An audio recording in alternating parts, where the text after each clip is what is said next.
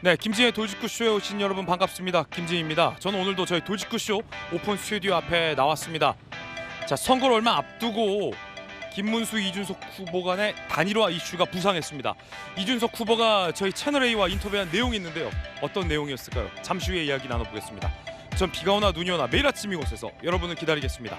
김지희의 돌직구쇼 지금 라이브로 시작합니다. 잠깐만요.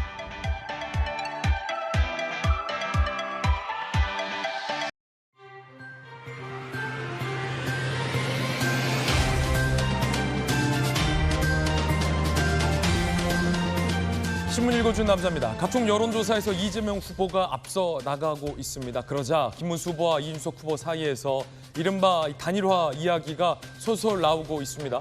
이준석 후보가 저희 채널A와의 인터뷰에서 특단의 방법이 있다라고 밝혔습니다. 김문수 후보는 계속해서 이준석 후보에게 이른바 러브콜을 보내고 있습니다. 선거가 얼마 남지 않았는데 두 후보 간의 극적인 단일화는 가능할까요? 잠시 후에 이야기 나눠보겠습니다. 오늘 종합신문 4가지 키워드 준비되어 있습니다. 함께 보시죠. 먼저 첫 번째 키워드입니다. 첫 번째 키워드는 뭘까요? 바로 이겁니다. 2주 앞. 동아일보가 오늘 일면에 썼습니다. 2주 앞. 어떤 기사일지 함께 보시죠. 대선 2주 앞이에요. 유권자 절반 몰린 수도권 결투. 그렇습니다. 수도권 결투가 중요한 관건입니다. 이재명 후보는 용산, 영등포, 마포를 집중 유세했는데 이렇게 방탄유리가 처음으로 등장을 했습니다. 김문수 후보는 이 종로를 거쳐서 강서, 송파, 하남을 돌았습니다. 청년 정책 공약을 강조했습니다. 이준석 후보는 내가 단 하나의 필승카드다라고 밝혔습니다. 이어서 다음 키워드입니다. 두 번째 키워드 살펴보시죠. 두 번째 키워드는 이겁니다. 몰랐다. 조선일보 5면입니다. SK텔레콤이 무려 3년간 악성 코드를 몰랐다라는 게 드러나서 논란입니다. 정부는 정보가 유출돼도 복제포는 불가능하다라고 다시 한번 강조하고 있습니다. 더 드러난 해킹이라는 거예요. 이번이 처음이 아니었다는 겁니다. 작년 말부터는 유출 정황이 없지만 2년 반의 이 악성 코드의 기록이 안 남아서 확인을 못하고 있다는 겁니다. 무려 3년간 누가 SK텔레콤에 악성 코드를 심어서 해킹을 시도했던 걸지도 궁금합니다. 국내 최대 통신 기업이 이렇게 허술하게 3년간 악성 코드에 취약했다는 것 또한 충격입니다. 이어서 다음 키워드입니다. 세 번째 키워드는 이겁니다. 동네 사람. 한국일보 12면입니다. 동네 사람에게 흉기 휘두른 50대 이미 2명 죽었다. 중국 국적의 차철남을 경찰은 긴급 체포했습니다. 동네에 잘 알던 편의점 주인을 흉기로 찌르고 달아난 차철남을 경찰이 쫓았는데 그가 살고 있던 원룸 등에서 이미 죽은 시신이 발견된 겁니다. 자, 왜 차철남은 이런 범행을 저지른 건지 이 중국 국적의 차철남과 관련된 이야기도 잠시 후에 짚어보겠습니다. 이어서 다음 키워드입니다. 네 번째 키워드는 또 물러섰다. 경향신문 13면 기사입니다. 또 물러선 정부 5월 전공의 추가 모집을 허용한다는 겁니다. 1년 내 동일 연차 과목 복귀 규정 예외, 수련 특례도 적용해주고 군입대 전공의 수련 재개는 추후 검토하겠다라고 밝혔습니다.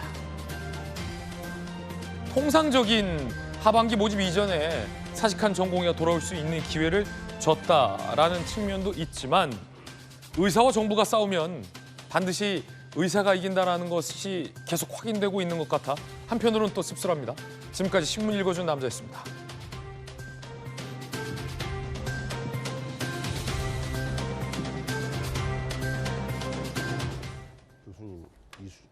예, 오늘 함께하신 분들 소개해드리겠습니다. 오늘도 최고의 전문가들 모셨습니다.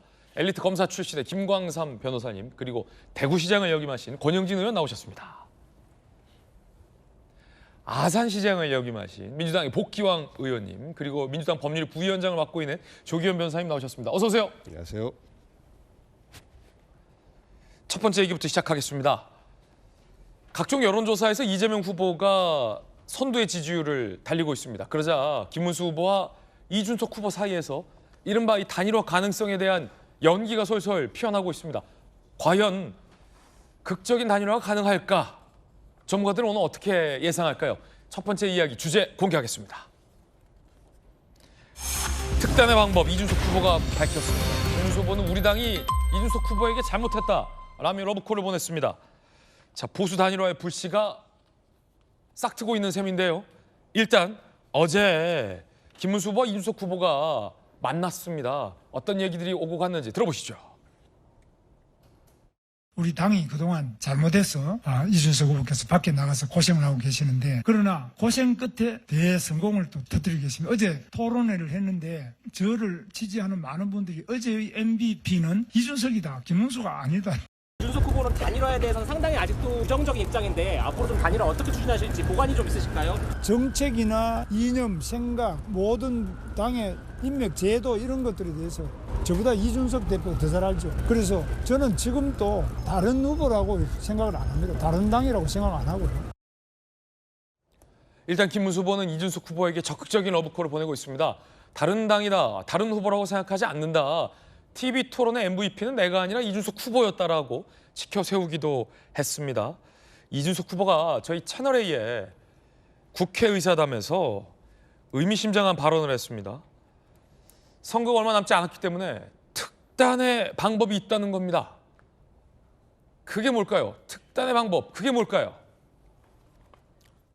저렇게 가면 그냥 무난하게 그냥 이재명의 당선을 우린 지켜봐야 된다. 그러면 특단의 방법들을 써야 되는 것이고 젊은 역동성으로 돌파해보자라는 제안을 유권자들에게 하는 겁니다. 그래야 된다고 생각해요. 전 김문수 후보가 기대하는 단일화 모델이든 제가 생각하는 단일화가 아닌 모델이든 간에 이재명 후보가 무능력자인 것이 인증이 끝나야지 그다음 되는 겁니다. 주타격 방향을 이재명으로 잡아라. 그러니까 이재명 후보가 30%대나 40% 초반대로 가면요. 무조건 그거는 그다음에 다른 아이디어는 나오는 겁니다.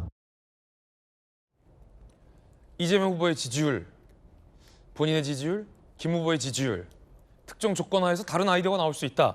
특단의 방법을 써야 한다라고 밝혔습니다. 사실 줄곧 이준석 후보는 단일화는 없다라고 밝혔지만 많은 이 언론들에서는 여론조사의 지지율에 따라서 단일화의 여부는 결정될 수 있다라고 전망을 해 왔습니다. 자, 지금 이 두 후보의 얘기 들어봤는데 대구시장을 또 역임했던 권영진 의원께서 보시기에 선거가 얼마 안 남았지만 원래 이 단일화라는 것은 선거 직전에 해야 좀 극적인 단일화이지 않습니까? 지금 김문수 후보는 계속해서 국민의힘은 러브콜을 보내고 있는 거고 이준석 후보도 지금 보니까 뭔가 다른 아이디어, 특단의 방법이 있는 것 같아 보이는데 이거 단일화 아닐까요? 그렇죠. 이 역대 선거, 대통령 선거마다 단일화가 없었던 적이 없거든요. 네네.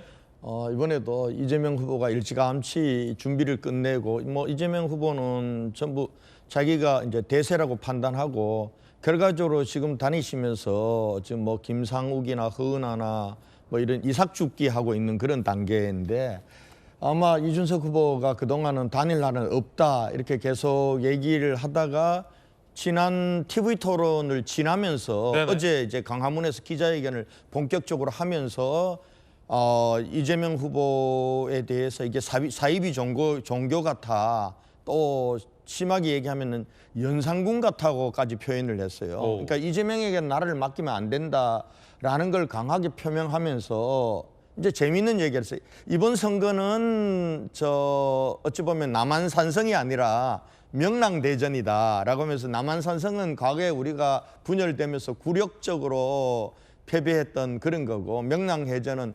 단합해서 승리한 거 아닙니까? 이렇게 하고 또 채널A 대담에 가서는 특단의 대책을 얘기한 거는 이제는 이준석 후보도 이재명 후보를 이기기 위해서는 보수가 특히 김문수, 이준석의 단일화가 필요하다.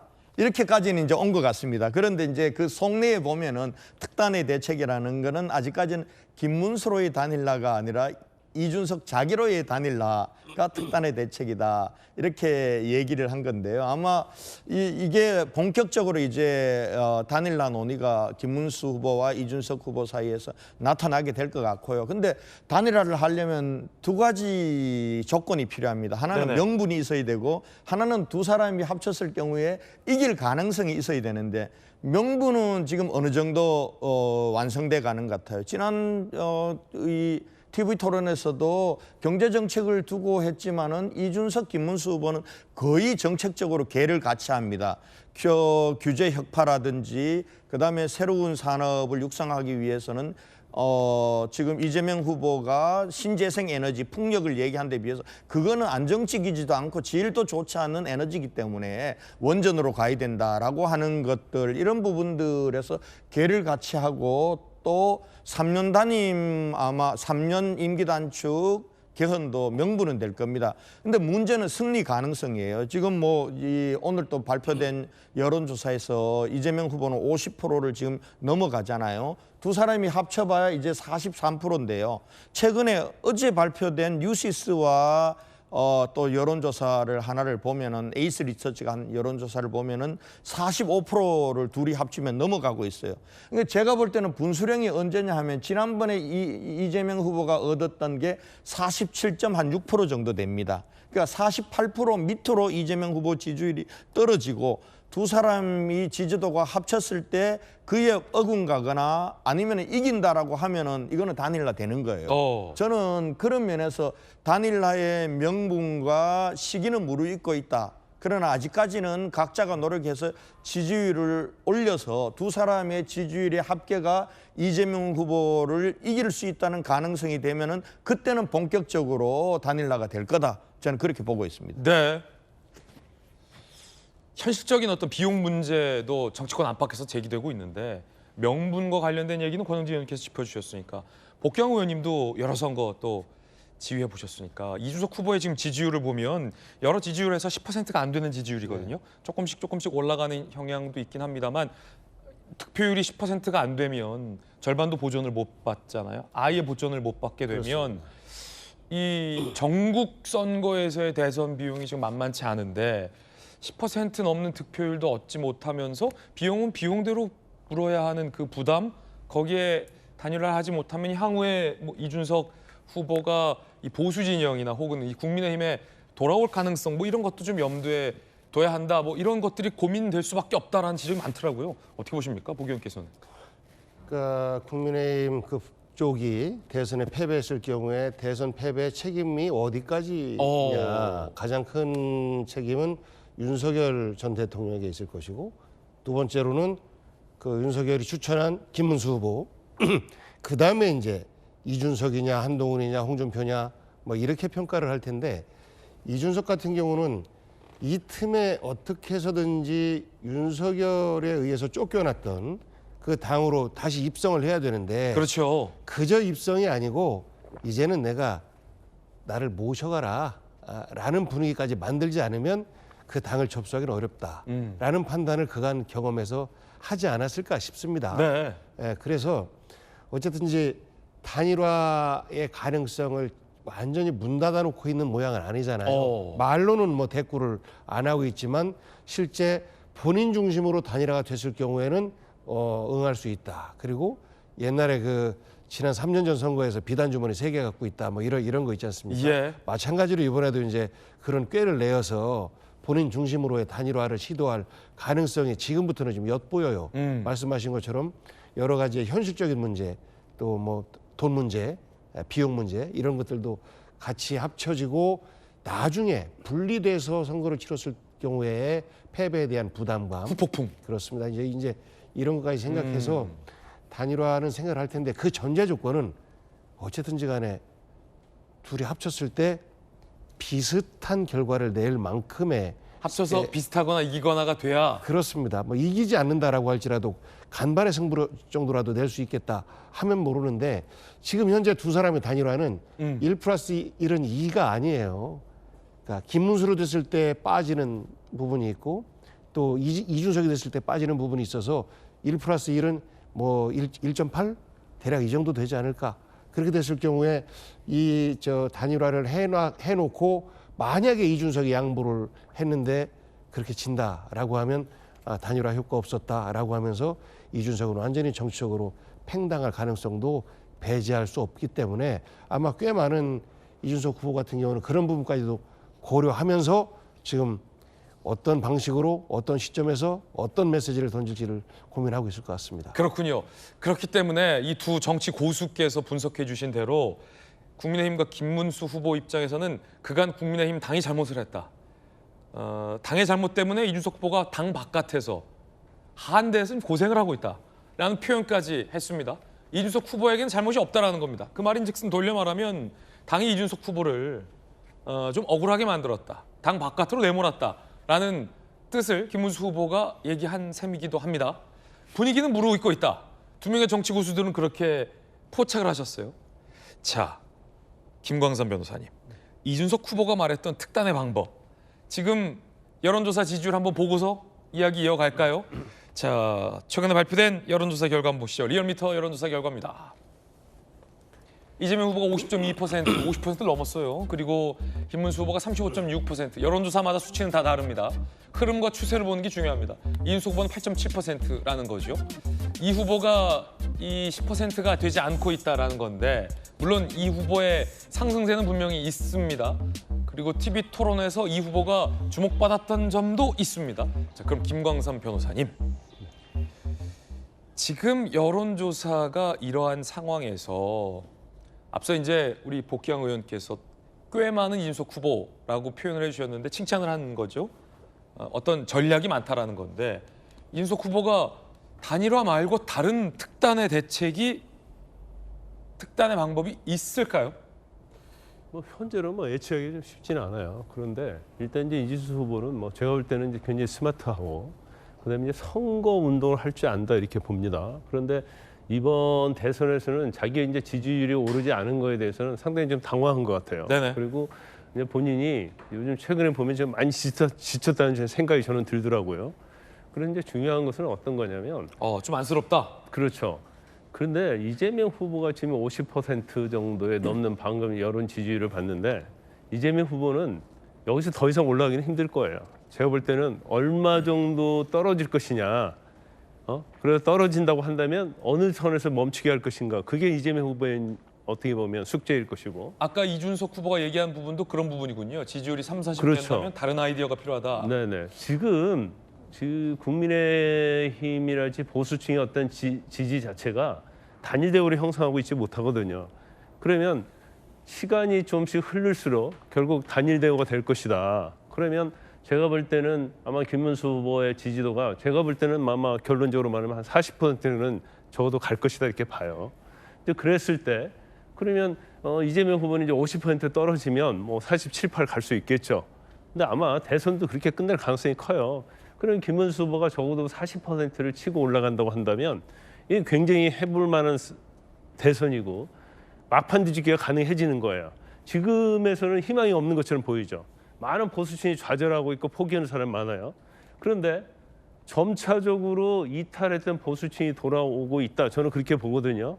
그래서 30% 후반이랄지 40대 초반만 가주면 이건 굉장히 동기부여가 될 것이다 이렇게 봐요.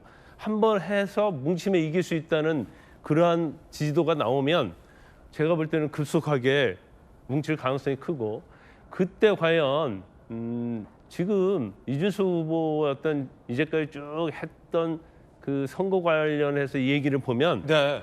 본인이 어떻게 해서든지 이재명 후보가 당선이 되는 건 막아야겠다는 생각을 확실히 하고 있는 것 같아요. 그래서 이제까지는 손살은 치고 있지만 뭔가 다른 생각을 하고 있다는 생각이 들고 결과적으로 따지면 이제 개혁신당 자체는 독립적으로 성장을 해서 이준석 후보를 대통령 만들 수 있을 정도의 플랫폼이 되는 것은 거의 불가능하거든요. 그럼 결과적으로 보수층의 지지를 얻어서 본인이 큰 꿈이 있다면 대통령이 되는 꿈이 있는 건데 이번은 굉장히 힘들다는 거죠. 그러면 본인도 뭔가 특단의 조치를 할 것이고 제가 볼 때는 전에 윤 전 대통령의 대선 때도 이준석 후보의 어떠한 뭐 비단 주머니랄지 여러 가지 그런 선거운동 전략이 제가 볼 때는 어느 정도 저는 영향을 미쳤다고 보거든요. 지난 대선에서 이준석 후보의 이 선거 전략이 굉장히 빛을 발했다라는 분석이 많죠. 그래요. 그러니까 민주당도 마찬가지고 국민의힘도 마찬가지고 지금의 어떤 선거 캠페인을 보면 제가 볼 때는 굉장히 구태의연하거든요. 국민에게 감동을 줄 수 있는 캠페인이 없어요. 그러면 이렇게 구태의연하게 가다가 이준석 후보가 어느 정도 단일화 과정에서 역할을 해준다고 하면 결국 막판 뒤집기는 충분히 저는 가능하다고 보고 있거든요. 그런데 이제 그러한 상황이 과연 조성이 되느냐 이제 그게 문제고 이제 국민의힘에 대우 각성해야죠. 왜냐하면 다 모든 걸 변화시키고 발끝에서 머리끝까지 바꿀 수 있는 거 다 바꿔야 하는 거예요. 그래서 이준석 후보가 들어올 수 있는 룸을 만들어줘야 한다는 거죠. 근데 이제 그게 사실은 쉽지는 않아요. 이제 그렇지만 그런 것들이 어떤 상황이 이루어진다고 한다면 뭐 제가 볼 때는 뭐 역전이 충분히 가능하다 이렇게 봅니다. 김광삼 변호사님의 의견 전해드렸습니다. 잠시 후에 또 우리 조기현 변호사님의 의견도 좀 궁금해지는 대목이 있습니다. 결국은 이번 대선의 마지막 키맨은 이준석 후보다라는 말씀으로 세 분의 말씀을 들어보면 생각이 되는데요. 안철수 의원, 이번 대선의 경선 후보이기도 했죠. 안철수 의원이 이렇게 이준석 후보에게 글을 썼습니다. 이준석 후보 외쳐주십시오. 어벤져스 어셈블. 외계인이 쳐들어오면 모든 히어로가 함께 싸워야 합니다. 지금이 바로 그때입니다. 이준석 후보께서 외쳐주십시오. 타노스를 함께 막읍시다. 이재명 후보를 타노스에 비유했군요. 함께 막아야 된다라며 단일화를 안철수 의원은 이준석 후보에게 호소하기도 했습니다. 앞서서 김광삼 변호사님의 의견 전해드렸고요. 자, 조기현 변호사님은 어떤 의견이십니까? 지금 이준석 후보는 머릿속이 복잡할 것 같습니다. 그렇겠죠. 예, 지지율이 약간씩 오르기는 하지만 사실은 뭐 6, 7%대 거의 갇혀 있다고 보는 거죠. 근데 본인은 이렇게 예상 안 했을 것 같아요.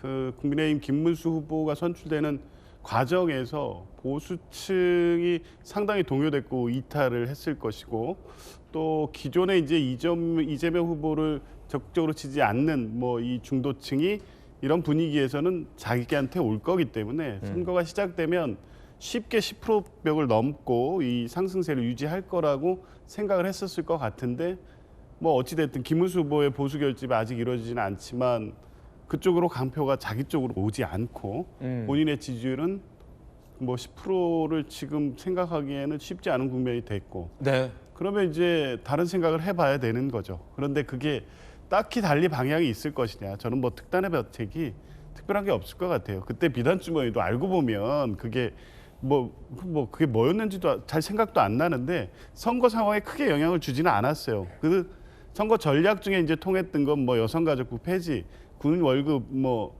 200 해가지고 그 5자 6자 이 메시지 그냥 갈라치기였잖아. 이게 전략적으로 좀 통해서 득표에 도움이 됐을지 모르겠지만 결과적으로 좋은 전략은 아니었어요. 만약 그 정도 수준의 특단의 대책이라고 하면 글쎄요 크게 효과가 있을까요? 지금 국면에서. 그리고 이준석 후보가 지금 국면에서 할 수 있는 거는 자신의 지지율을 끌어올리는 한계를 느꼈기 때문에 이재명 후보의 지지율을 끌어내기 위한 어떤 전략일 것 같아요. 그럼 뭐 지금 한동훈 후보도 나섰지만 뭐 김문수 후보가 따로 돌면서 뭘 하겠습니까? 이재명 후보에 대한 집중 공략이겠죠. 이준석 후보도 과거처럼 그런 방식의 어떤 이재명 후보 공략에 나설 것 같고요. 그런 방식으로 협공을 해서 이재명 후보의 지지율을 떨어뜨려서 지금 김문수와 이준석 본인의 지지율을 합한 수준으로 이렇게 균형이 맞춰졌을 때 뭐 그러면 어떤 다른 뭐 것을 모색해 보자. 그게 단일화가 될지 뭘지는 모르겠습니다만 지금 상정하고 있는 이 조건과 스케줄은 현실화되기는 어려울 것 같습니다. 왜냐하면 생각보다 이재명 후보의 지지율은 탄탄하게 유지되면서 중도에서 합리적 보수까지 확장해 가고 있고요. 조금씩 올라가고 있지 않습니까? 반면에 이준석 후보 본인의 지지율은 사실상 갇혀 있는 것 같고 김문수 후보 지지율은 더 올라갈 여력이 없는 것 같아요. 왜냐하면 지금 전체적으로 전국적 상황을 보면 김문수 후보 캠프 내지 국민의힘 기존 조직들이 막 뛰어서 한 표를 모아도 부족할 판에 잘 안 움직인다는 보도들이 계속 올라오고 있습니다. 이런 국면이면 상승 여력이 없는 거예요. 그러면 어떤 수단을 쓰더라도 사실은 이 국면 전환이 쉽지 않은 상황이기 때문에 그래서 생각하는 특단의 대책이 지난 대선 때의 비단 주머니 수준이라면 뭐 크게 걱정은 안 합니다만 다른 식의 특단의 대책, 그러니까 선거판을 좀 어지럽히고 이상한 방향으로 끌고 가는 그러니까 유권자의 이 선택을 왜곡하는 방식이 아니었으면 하는 그런 바람은 있습니다. 네, 조기현 변호사님의 의견 전해드렸습니다. 비단 주머니, 특단의 대책, 이준석 후보가 생각하고 있는 방법은 과연 뭘까? 선거는 얼마 남지 않았고 2주 정도밖에 남지 않았고 만약에 극적인 단일화를 한다면 이번 주말 정도가 첫 번째 분수령이 될 걸로 보입니다. 한동훈 후보가 오늘부터 김문수 후보 유세에 등판합니다. 아까 안철수 의원이 어벤져스 어셈블을 외쳐달라라고 얘기를 했는데 이준석 후보가 그에 화답하는 분위기, 어떤 그런 불씨는 지금 모락모락 연기가 나고 있는 것 같다라는 보도에 이어서 자, 지금까지 이 라방으로 여러 소통을 해왔던 한동훈 후보가 이제 현실 세계에서 직접 유세에 등판을 한다라는 소식입니다. 김문수 후보 입장에서 굉장히 든든한 지원군이 등판을 하는 셈입니다. 오늘 부산 광안리에 남천해변공원에 한동훈 뜬다. 내일 대구 서문시장. 이 대구 서문시장 같은 경우는 또 우리 권영진 의원님의 사실은 그 뭐랄까요? 갑자기 저 일본 말만 생각이 나서 주무대. 주무대 그렇죠. 주무대라 저희 저 서문시장 인근 들어가면 신고해야 되거든요. 권영진. 굉장히 든든한 지원군 아니겠습니까? 네, 그렇습니다. 지금 뭐 지난주까지 우리 김문수 후보 지지도가 35% 정도 선이거든요. 이재명 후보는 50%를 넘어가고 있는데 그랬던 주 요인 중에 하나가 우리가 탄핵 국면과 그리고 경선 과정을 거치면서 좀 분열되고 했던 부분들이 지금 제대로 하나로 결집하지 못했습니다. 그러다 보니까 우리 지지층들이 야 이거 투표 되겠나 실망해서 사실은 뭐 여론조사 응답도 잘 안 한다 그럽니다. 그리고 투표장에 나가지 않겠다 이런 분들도 계셔요. 그런데 지난 주말 거치면서 조금씩 바뀝니다. 네네. 대구 분위기도 사실은 국민의힘 후보가 이기려면은 대구 경북에서 적어도 한 70% 80%의 지지를 얻어야 되거든요. 지난번 윤석열 대통령은 77% 얻었습니다. 그다음에 박근혜 대통령이 될 때는 80% 지지율을 얻었어요. 근데 지금 김문수 후보가 여론조사상으로 나오는 지지도는 50% 안팎이에요. 그러니까 이런 상황이니까 전체 지지도에서는 그렇게 밀리는 거죠. 그러나 지난 주말을 거치면서 이대로는 안 되겠다. 이재명 후보에게 이 나라를 맡겨서 되겠냐. 이제 밉더라도 우리가 뭉쳐야 된다. 이런 기운들이 있고 그런 여론들을 받으면서 이제 이번 주부터는 한동훈 후보도 선대위에 본격적으로 참여하지 않지만은 나름대로 지지 유세를 하겠다고 오늘 부산 내일 대구 오는 거 아니겠습니까? 한동훈 후보가 인기가 많잖아요. 뭐 이재명 후보도 뭐 인기가 굉장하지만 근데 이제 김문수 후보에게 다소 이제 취약하다라는 평가를 받고 있는 여성 지지층들 사이에서 사실은 한동훈 후보에 대한 인기가 굉장히 높다라는 분석을 국민의힘 당 안팎에서는 하고 있더라고요. 맞습니다. 그러니까 우리 당 내의 경선 과정에서도 보면은 한동훈 후보의 지지자들은 사실은 김문수 후보가 되고 한덕수와의 단일화 부분들이 아주 볼상스럽게 이렇게 되면서 사실은 떨어져 나가 있었던 거랑 마찬가지예요. 그렇군요. 한동훈 후보도 마찬가지로 떨어져 나가 있었거든요. 오히려 우리 당내의 변화를 비판하면서 변화를 요구했죠. 그런데 이제 한동훈 후보가 다시 돌아온다는 것은 떨어져 나갔던 우리 지지층들이 다시 한동훈 후보와 일정 부분은 돌아온다는 게 되지 않겠습니까? 거기에 더해서 지금 하와이 특사단으로 갔던 사람들 얘기를 들으니까 이제 우리 홍준표 후보도 파란 넥타이로 매다가 다시 빨간 넥타이로 갈았다는 거 아닙니까? 예. 그렇게 해서 또 힘을 보탠다면은 제가 보는 데는 이번 주를 거치면서 김문수 후보의 지지도가 저는 40% 넘을 거라고 봅니다. 그렇게 돼서 김문수 후보와 그다음에 이준석 후보의 합계 지지도가 이재명 후보와 비슷하게 될 경우에는 이거는 김광석 변호사님 말씀하셨듯이 막판 뒤집기로 가는 거죠. 네네. 그런 희망은 저는 있다 이렇게 보고 있습니다. 대구 서문시장, 대구에서 가장 크고 유명한 시장이 서문시장이잖아요.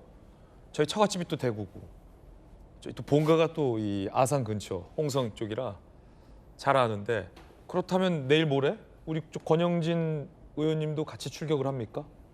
네, 저도 뭐 지금 제가 지금 목이 네. 좀 쉬어서 그렇군요.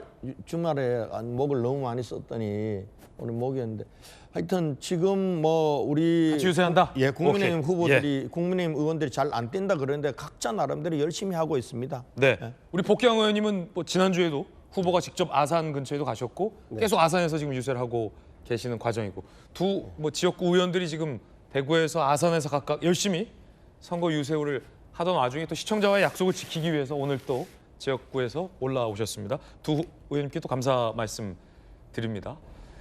홍준표 후보 얘기도 나왔는데요. 한동훈 후보 등판에 이어서 홍준표 후보의 마음이 과연 다시 돌아올까? 하와이 특사단으로 갔던 김대식 의원이 오늘 저희 채널A와 인터뷰했습니다. 들어보시죠. 어제 저녁 6시부터 만나가지고요. 예. 4시간이 넘도록 많은 대화를 나눴습니다. 본인이 이제 그 배수의陣을 치고 대구시장까지 이제 사퇴하고 왔지 않습니까? 그런데 일련의 과정 속에서 서운했던 부분이 좀 참 많았던 것 같아요. 예. 그런 부분을 좀 풀어드리고, 그렇지만은 홍준표 시장 입장에서는 보수 대통합이 이루어져야 된다. 김문수 후보를 적극 지지하겠다. 이런 말씀을 하셨습니다. 직접 들어와서 선대위까지 합류를 하신다는 건지 이게 좀 궁금한데. 네, 거기까지는 이제 이야기가 안 돼서 오늘 오후에 만나서 또 구체적인 이야기를 들을 건데, 그거는 자기가 원래 그 색깔이 우리 한나라당 때 우리 색깔이었어요. 예.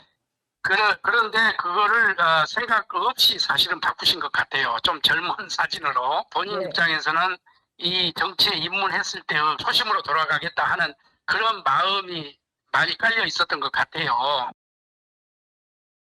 홍준표 후보의 마음을 일단 돌리는 데는 저 하와이 특사단이 성공을 했습니다. 김문수 후보를 지지하겠다라면서 홍준표 후보의 발언까지 지지 발언까지 이끌어낸 겁니다. 특히 이제 20대 젊은 남성층에서 인기가 많은 홍준표 후보 마음을 돌렸던데 어제 이런 해프닝도 있었습니다. 프로필 사진이 넥타이 색깔이 바뀐 겁니다. 뿅. 파란 넥타이 프로필 사진을 특사단을 만나기 전에 올렸다가 이 하와이 특사단과 만남 이후에 이 프로필 사진의 넥타이 색깔이 다시 빨간색으로 돌아왔습니다. 김대식 의원, 홍 보수 대통합 필요성에 공감했다라고 밝혔습니다. 김문수 후보 지지 선언까지 이끌어냈다라고 밝혔습니다. 우리 또 복경 의원께서 보시기에는 넥타이 색깔이 저렇게 바뀌는 것도 저는 참 신기한데 이거 뭐 어떤 의미일까요? 옛날에는 파란색이었다라고 말씀하시는데 영화 그 비겁한 변명심이다 뭐 이런 말 있지 않습니까? 네. 불현듯 그 생각이 나는데요.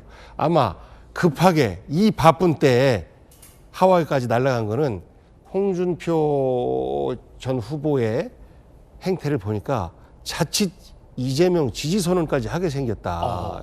보통 일이 아니다. 그리고 또 출국할 때 이준석은 와서 인사드리고 했는데 실제 국민의힘 쪽에서는 한 명도 배웅을 안 했지 않습니까? 그랬네. 그러니까 야 이거 큰일 났다 해서 이제 발등에 불 떨어졌으니까 간 거예요. 그리고 나서 김대식 의원의 그 인터뷰를 보면 실제 본인이 해석한 대로 하는 거거든요. 본인에게 유리한 대로. 그리고 홍준표 전 시장의 그 성정상 보면 자유로운 스타일이긴 한데 그래도 이재명 혹은 민주당을 지지할 만큼의 그렇게까지 급변하는 모습은 보이지 않을 거다라는 게 저희들도 그렇게 예상을 해요. 그렇군요. 흥미로운 분석이시네요. 예. 그런데 이제 아픈 거죠. 홍준표 전 시장이 계속해서 국민의힘을 비판하고 하는 것들이 너무 아프고 또 파란색까지 내니까 야 이거 큰일 났다 하고 나서 이제 간 건데 그런 것처럼 아직도 그 국민의힘 내에 여러 가지의 다른 기류들이 좀 있습니다. 그리고 조금 전에 이제 단일화의 전제 조건으로 해서 이재명 후보와의 거의 결혼만큼의 합산 그 지지도가 결혼만큼에 도달했을 때 이게 사실 거의 불가능한 거예요. 왜냐하면 지금 현재 그 무응답 잘 모르겠음이 한 6~7% 정도 되는 거고 그렇군요. 이건 아마 맨 마지막까지 갈 건데 요 층은요 보편적으로 보면 후보들 지지율대로 이렇게 나누어져요. 그렇게 되면 현재 이재명 후보 지지가 50% 넘기 때문에 이 가운데서 절반 정도는 이재명 후보에게 간다라고 하는 게 지금까지의 합리적인 추측일 겁니다. 그렇게 보면 사실상 둘이 합쳐도 현재 있는 45% 미만으로의 결과밖에 못 나오고 이거는 뭐냐면 그동안 우리가 아스팔트 보수층 그러니까 전광훈이 있든 전광훈이 없든 간에 거의 흡사할 정도의 아스팔트 지지층이 약 35% 된다라고 저희들은 분석을 해왔거든요. 그런 정도의 지지를 김문수 후보는 받을 것이고 아스팔트가 아닌 조금 다른 합리적 보수나 이런 분들은 이제 이준석 후보를 지지하고 있는 것인데 이 둘이 합쳐지기에는 굉장히 좀 난망하다. 그렇기 때문에 이준석이 단일화로 가기 위한 꾀주머니를 내기가 만만치 않은 상황이고 조금 전에 이제 한동훈 그 후보 이야기가 나와서 한동훈 후보. 네, 한동훈 후보는요. 하나는 책임을 면하려고 하는 것이고 하나는 책임을 안 지려고 하는 거예요. 책임을 안 지려고 하는 거는 뭐냐면 본인이 책임을 지려면 선대위원장이나 맡아야 되죠. 질 게 사실 지금으로서는 거의 명확한 거 아닙니까? 패배에 대한 책임을 지지 않기 위해서 안 가는 것이고 그리고 또 한편으로는 나는 백의종군하면서 최선을 다했어 라고 하면서 본인이 참여하지 않은 것에 대한 책임을 면하기 위한 이 두 가지 책임을 하나는 지고 하나는 면하고 그러면서 이제 다음을 노리는 뭐 이런 행보로 보이는데 이 부분은 대선 행보가 아니고 차기 당권 행보로 보는 것이 맞아 보입니다. 네, 복귀왕 의원님의 의견 전해드렸습니다. 국내임에서는 이번 선거는 뒤집을 수 있다라는 의견을 또 권영진 의원께서는 앞서 주셨습니다. 두 분의 의견도 전해드렸습니다. 이재명 후보는 홍대에서 유세를 했는데요. 방탄유리가 등장을 했습니다. 이 대한민국 대선에서 방탄유리 전 처음 봤습니다. 함께 보시죠. 존경하는 우리 홍대 마포 구민 시민 여러분 반갑습니다. 더불어민주당 대통령 후보 이재명입니다. 이재명!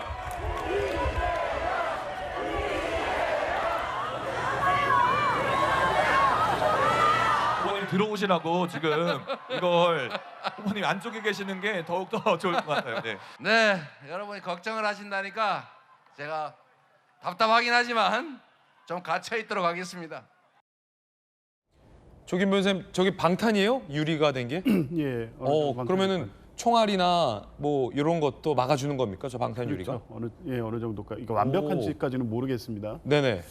보안 조치까지 한다고 하는데 그만큼 사실 그 선거운동 초기부터 해서 선거 막판에 갈수록 그런 위험 신호들, 제보들이 계속 이어지고 있어서요. 당으로 뭔가 이 어떤 제보들이 오고 있는 모양이군요. 그러니까 당의 주요 지도부 핵심 인사들에게 반복적인 경고 메시지가 오고 있다고 합니다. 그러니까 이게 그냥 그럴 수도 있으니까 대략 추상적인 위험 정도가 아니라 매우 구체적인 내용들이어서 대비를 안 할 수가 없는 상황인 거죠. 지금 단계에서는 마지막에 아직 14일이 남았기 때문에 선거 자체에 여러 변수들도 있지만 민주당이나 이재명 후보 캠프에서 가장 걱정하는 것은 후보의 신변이 될 수밖에 없습니다.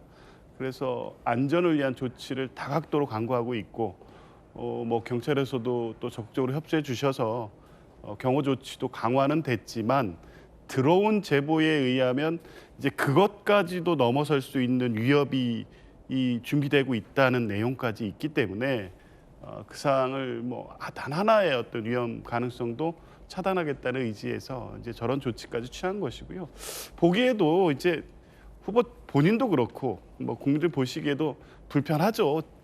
선거 유세라는 게 직접 스킨십을 하고 얼굴을 마주치고 눈도 마주치고 그러면서 이제 신뢰를 확보해가는 과정인데 저런 유리벽이 존재한다는 방탄벽이 존재하는 것 자체가 사실 좀 서글픈 현실이긴 한데 어쩔 수 없는 현실이라는 것. 지지자들은 당연히 아까 나와서 연설하시니까 들어가라고 또 막 외치잖아요.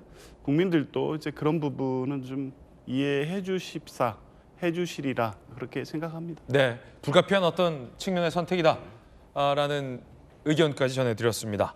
그 가운데 이제 이재명 후보로 지지 선언을 한 사람들이 있습니다. 국민의힘에 있었다가 탈당을 하고 나온 김상욱 의원, 그리고 개혁신당에서 이준석 후보와 있다가 탈당을 하고 나온 허은하 전 의원이 이재명 후보 지지 선언을 했습니다. 들어보시죠.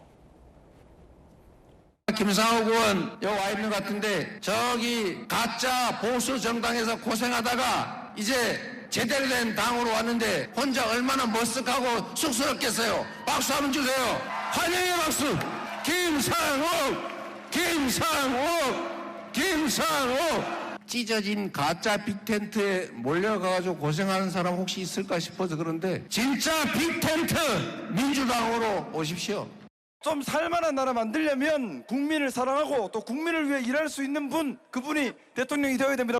국민의힘도 개혁신당도 결국 가짜 보수, 가짜 개혁이었습니다. 이재명 후보는 분열이나 혐오를 말하지 않습니다. 통합과 책임을 말합니다. 대한민국이 위기인데 지금 필요한 리더는 책임감, 실행, 그리고 준비된 대통령 아니겠습니까?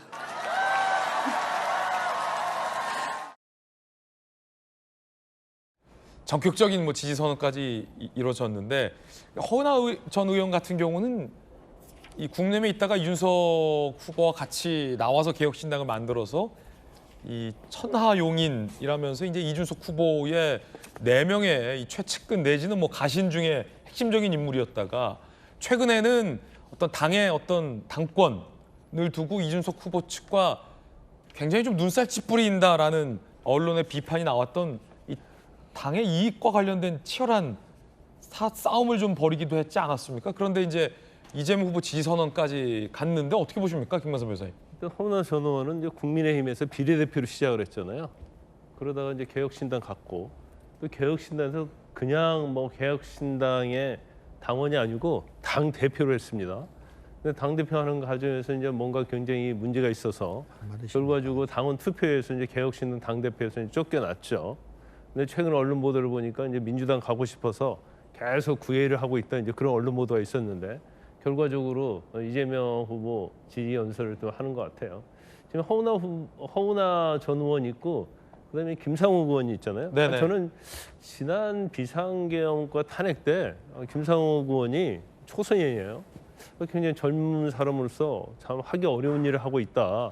거기에 대해서 잘 뭐 찬성 반대를 떠나 동의하고 부동의를 떠나서 그런데 본인이 그렇게 소신 있게 하는 행동들이 사실은 이재명 후보를 지지하면서 이게 다 어떻게 보면 뭐 없어져 버렸다고 할까요?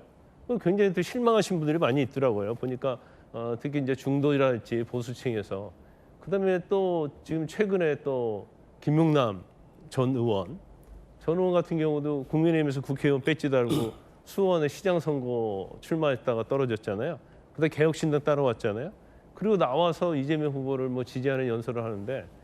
참 인간이 저렇게 변할 수도 있구나. 저는 이제 그런 생각을 했어요. 그래서 선거 때만 되면 저런 경우도 있어요. 김상욱 의원 보세요. 뭐 엄청 난리 났잖아요. 근데 제가 볼 때는 상당히 저게 저런 사람들 치고 막판에 정치에 성공한 사람은 제가 한 번도 보지 못했어요. 결과적으로 따지면 이제 권력을 쫓아가는 불나방이라는 거죠. 그래서 본인들이 모르고 있는 거예요. 지금 이 대선 국면에 대선이 훨씬 전에 이재명 대표의 정체성 철학에 지지하고 그랬다면 모르겠는데 대선에서 지금 한 20-30일 남았, 10며칠 남았잖아요. 근데 그런 상황에서 대통령 될 것 같으니까 간다고 이렇게 볼 수밖에 없거든요. 결과적으로 이번 대선에서는 뭐 저는 개인적 생각입니다. 순전히 대선의 불쏘시개예요. 불쏘시개. 근데 이 불쏘시개도 활활 타오는 불쏘시개 아니고 활활 타는 불쏘시개의 어떤 역할도 못하는데 그것을 본인들을 모르고 있는 거예요. 그래서 저는 좀 권력을 쫓는 좀 불나방 같은 생각이 좀 듭니다.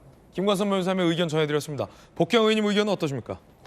저는 기본적으로 뭐 당을 움직이는 것에 대해서 좋게 생각하지 않습니다. 그렇군요. 나름대로 소신과 자기 뿌리를 분명히 하는 가운데 정치하는 것이 맞는데 그 김상욱 의원 같은 경우는 조금 달라요.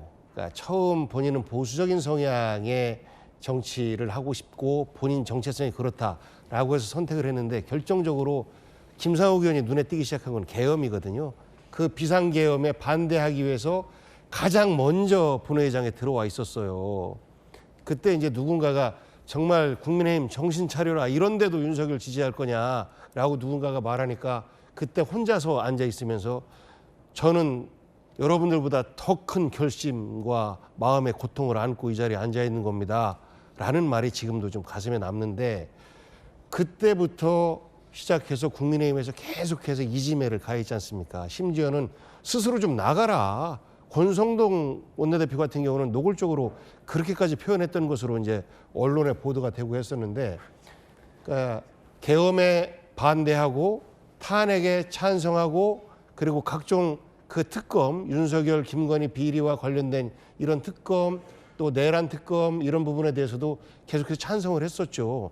본인의 입장에서 볼 때는 일관된 정치를 한 거예요. 그런데 그 소속 정당인 국민의힘에서 그것을 반대하고 결국은 본인을 뭐 나가라라고 내쫓다시피 하면서 그 국민의힘의 대선 후보가 김문수 씨가 된다라고 하는 것은 결국은 윤석열 아바타, 심지어는 전광훈 씨와 정치적 궤를 같이 하는 이런 후보가 대통령 후보로 된 것에 대해서 본인은 이제 더 이상 못 견디겠다라고 판단을 한 것이고, 최소한 제2의 윤석열 당선만은 막아야 되겠다라는 본인의 소신이 작동한 것이고, 그 효과를 크게 하기 위해서는 이재명 후보를 지지하는 것이 좋겠다라는 판단을 한 거라, 저는 정치적 유불리에 따라서 그 뭐 이당 저당 왔다 갔다 하는 그런 경우와는 좀 사정이 다른 것 아닌가 싶고, 허은하 의원 같은 경우도 실제 이준석 그 의원이 후보가 굉장히 민주적인 것 같지만 굉장히 본인 중심으로 모든 것을 다 하려고 하는 좀 독선적인 이런 경향이 있다라는 비판이 있었는데, 전형적으로 이준석이 임명한 사무총장과 당 대표가 갈등을 했었어요. 사실 불가능한 거거든요. 그러면 당 대표가 사무총장을 해임시켜버리면 되는 건데, 그 갈등에서 결국은 지분이 적은 허은하 당 대표가 쫓겨나다시피 하는 것이라, 그러면 이준석도 대안이 아니면, 더더군다나 본인은 이제 국민의힘은 아니다라고 떠나온 거니까, 그러면 뭐 차선이라도 이재명이 대안이겠다, 이런 판단을 내린 것 아닌가 싶습니다. 그래서 그동안에 불나방처럼 뭐 예를 들어서 뭐 김한길 전 의원이라든지 이런 분들처럼 뭔가 있어 보이는 쪽으로 그냥 마구마구 달려가는 이런 경우와 이 두 분의 경우는 조금 다른 것 아닌가 싶습니다. 네, 복경 의원님의 의견 전해드렸습니다. 앞서 이제 이재명이라는 표현은 어떤 집단적인 어떤 괴롭힘이다라는 뜻으로 그렇습니다. 순화를 하겠습니다. 이번엔 권영진 의원님의 의견입니다. 예. 지금 뭐 사실은 저분들 다른 어떤 명분과 이유를 대더라도 이재명 대표가 지금 대통령 될 것 같으니까 그 어려운 야당 버리고 여당 되기 쉬운 당으로 가는 거예요. 누가 뭐라 하더라고. 근데 저는 기본적으로 정당 옮겨 다니는 거, 우리 정치를 위해서도 그 옮겨 다니는 정치인을 위해서도 안 좋은 거라고 봐요. 아니 자기가 정당에 속해 있는 당이 좀 못마땅하고 부족하고 이러면 그 안에서 어렵더라도 그 정당을 개혁하고, 그래서 국민들의 신뢰를 받는 정당으로 만드는 노력이 정치개혁이고 또 좋은 정치를 하는 거지, 그 당 버리고 그것도 대선에서 이길 만한 당으로 가는 게 그게 좋은 정치입니까? 저는 그런 면에서 동의할 수 없어요. 어떤 이유라도. 근데 가는 모양새가 더 나빠요. 자기가 그동안 있던 당대표 현안은 개혁신당 당대표까지 해놓고 그 당을 가짜 보수다 그러면 간단 말이에요. 김상욱 의원도 마찬가지예요. 김상욱 의원은 작년에 공천 받을 때 경선도 없이 그냥 낙하산으로 쉽게 받은 사람이에요. 그래 놓고 이제 와가지고 저 국민의힘은 그는 이제는 치유할 수 없는 단계에 왔다. 그러면서 이재명에게 간다라고 가는 거, 그거는 다시 말하면은 같이 먹던 우물에 침 뱉는 것들 넘어가 오물 붓고 가는 거예요. 정치 저렇게 하면 안 되죠. 저분들이 정치 앞으로 할 날도 많은데. 근데 민주당도 마찬가지예요. 이재명 후보가 저걸 가지고 뭐 진짜 보수, 진짜 빅텐트다, 그리고 막 축켜 세우더라고요. 아니 저런 걸 가지고 우리가 옛날에는 양지 찾아가는, 솔직히 말하면 철새라고 얘기한 거예요. 그러면 저 사람들 받아들여 가지고 진짜 대한민국 만들고 진짜 보수다라고 선언하고 좋아하고 춤추는 민주당은 철새 도래지밖에 안 되는 거예요, 저게. 아니 이렇게 해서 어떻게 새로운 정치, 새로운 시대를 열 수 있겠습니까? 저는 아무리 급하고 표가 중요하더라도 저렇게 정치를 파괴하는 식으로 해서는 저는 안 된다. 그런 면에서 참 아쉽습니다. 정말 씁쓸해요. 저걸 가는 저 정치인들 보는 것도 그렇고 그걸 받아들여서 그렇게 정말 칭찬하고 축켜 세우고 이런 민주당과 이재명 후보도 참 씁쓸하다는 생각이 듭니다. 네. 권영진 의견 전해드렸습니다. 이번엔 저희가 준비한 두 번째 이슈입니다. 이번 대선판에서 이 커피 원가 120원 발언과 이른바 이 소위 호텔 경제론 이 두 가지 발언이 TV 토론에서도 화제였습니다. 논란도 되고 있는데 주제 공개하겠습니다. 맞고발전으로 이 논란이 번졌습니다. 120원 발언을 두고 양당이 고발전을 벌이고 있는 셈인데 함께 보시죠.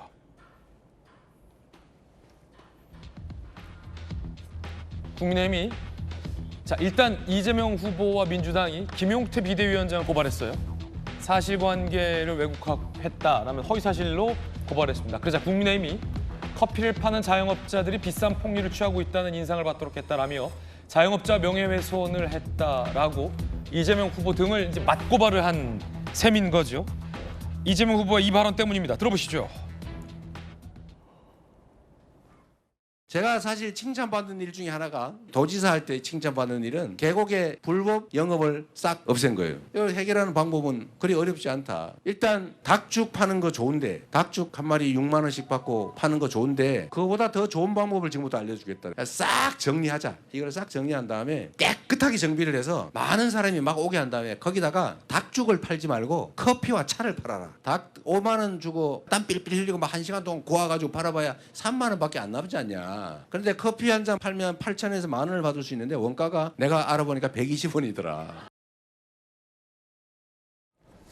앞서 이제 민주당은 이 커피 원가 120원 발언이 자영업자들에게 상처가 된다라는 취지로 비판의 글을 올렸던 김용태 국민의힘 비대위원장을 허위사실 공표로 고발을 했습니다. 자, 그러자 이재명 후보가 저 발언한 맥락과 취지는 커피를 파는 이 자영업자들을 이른바 폭리를 취하고 있다라는 인상을 준다라며 자영업자들에 대한 명예훼손으로 맞고발을 한 겁니다.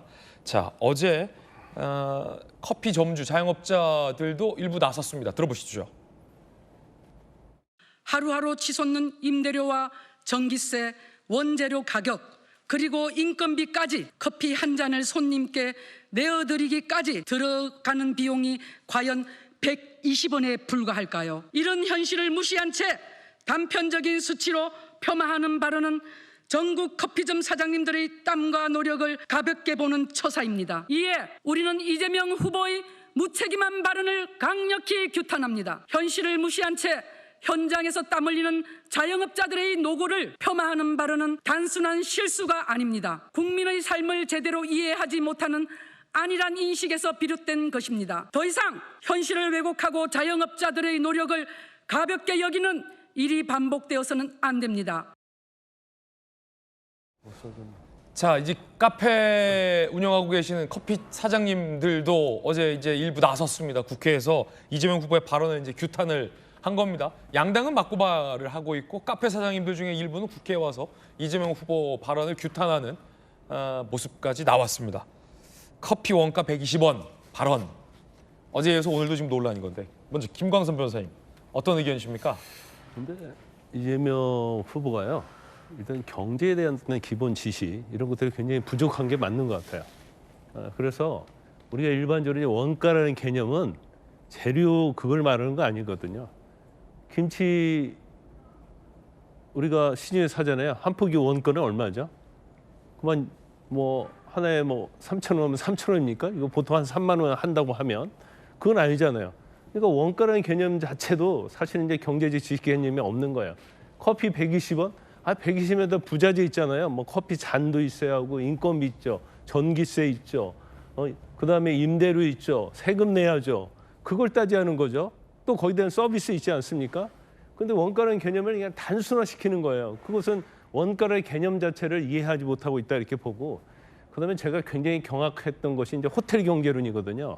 그건 잠시 후에 또 얘기 한번 들어보죠. 거기에는 좀 할 말이 좀 많은데 네. 그러면 전체적으로 보면 이분이 정치만 했지 이건 뭐 서민의 일상생활 그런 걸 떠나서 경제에 대한 기본적인 관념이 없다. 이제 그러다 보니까 어떤 극단적 애를 일반화시키는 거예요.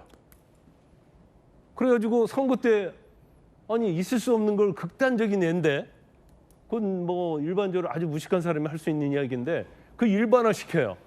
그래가지고 마치 서민을 위한 것처럼 이 얘기를 해요. 이제 그러다 거기다 반박을 하면 아니 뭐 할 말 없으면 아니 어쩔 건데 내가 그렇게 얘기를 했어. 이런 식이에요. 그러면 본인의 이제 세시 얘기도 마찬가지고 잘못된 게 있으면 침묵을 하든지 아니면 그건 내가 참 그 당시에 그런 의도가 아니었다고 얘기를 하든지 하는데 그게 아니고 그걸 또 합리화시키기 위해서 또 다른 얘기를 한단 말이에요. 그러면 이런 사람이 만약 대통령이 되면 나라가 어떻게 되겠어요? 잘못해놓고 인정하지 않고 잘못된 정책을 뻔히 알면서도 자신을 합리화시키기 위해서 이걸 밀어붙이고 이런 어떤 품성이나 인성을 가지고 있는 것이 아닌가. 그래서 이제까지 어떻게 뭐 성남시장도 많고 경기도지사도 마찬가지고 그다음에 뭐 민주당의 대표도 마찬가지고 조정적으로 어떤 기본적인 경제적인 지식이 없는 사람이 어떻게 이렇게 몇십 년 동안 정치인으로 생활을 했을까? 저는 참 이번에 호텔 경제랄지 커피 원가와 관련해서 그걸 보고 굉장히 의아하게 생각했어요. 경제에 대해 제대로 잘 모른다라는 김광삼 변호사님의 의견이었습니다. 자, 커피 원가 120원. 한동훈 후보도 한동훈 전 대표도 이런 글로 비판을 했습니다. 함께 보시죠. 커피 원가가 120원이라며 자영업자 표적으로 포퓰리즘 공격을 했다. 이재명 후보 말대로라면 이재명 의원 원가는 0원인데 왜 억대 세비를 받아가느냐. 무능해서 위험하다. 자기가 무능한 걸 몰라서 더 위험하다라고 한동훈 전 대표는 비판을 했습니다. 자, 이 조기현 변호사님 의견도 궁금합니다.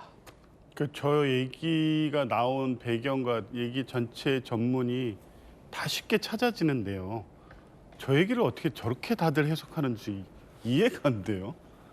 커피 원가 120원의 원가는 그때 당시에 원두가 의미로 쓰신 것 같아요. 그때 2019년에 보면 커피 원두 가격과 관련된 기사들이 많이 있어요. 왜냐하면 커피 가격과 관련돼서 여러 가지 뭐 왜 이렇게 비싸냐, 왜 이렇게 싸냐, 원두 가격이 당시에 또 브라질 그 커피 원두 생산 양 뭐 조절이라든가 브라질 뭐 그 화폐 가치 이런 문제 때문에 굉장히 급락하는 시기여서 이런 논란이 좀 있었어요. 그러니까 아마 이재명 후보는 그때 커피 원두 원가가 한 120원 정도는 한다. 이런 이 정보를 알고 있었기 때문에 비교하면서 이제 그냥 설명한 거잖아요. 저게 커피 그 가맹본부 사장님이 가맹점 모집하면서 허위 광고하는 이런 내용 아니잖아요. 그러니까 원가 계산 잘못해서 큰 문제가 발생하는 이런 얘기가 아님에도 불구하고 이걸 왜 이 경제 인식이나 경제관념이 없다 이렇게까지 몰고 가는지 이해가 안 되고요. 그리고